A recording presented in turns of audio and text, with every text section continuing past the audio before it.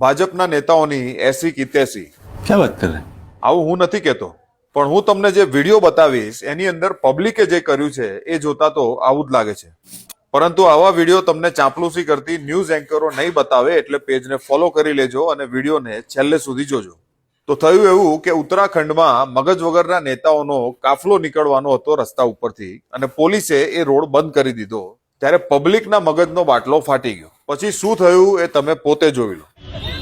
Ambulance कहाँ से लाऊं? अपनी लुगाई को गाड़ी में डॉक्टर के पास लेके जा रहा हूँ भाई साहब।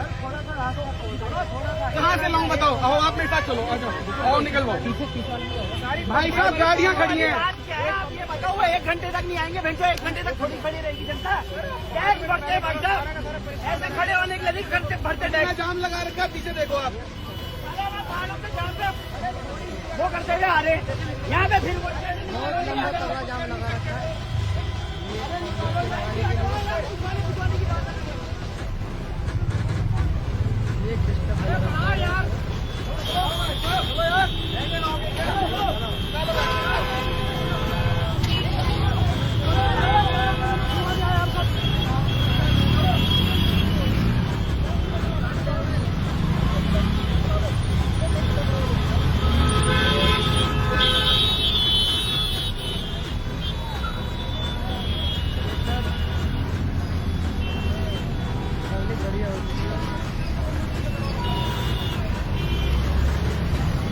હવે આ વિડીયો જોતા સમજી શકાય છે કે ભારતની પબ્લિક હવે જાગી ગઈ છે અને ક્લિયર મેસેજ આપી રહી છે કે કોઈ પણ પ્રકારનું વીઆઈપી કલ્ચર હવે નહીં ચલાવી લેવાય।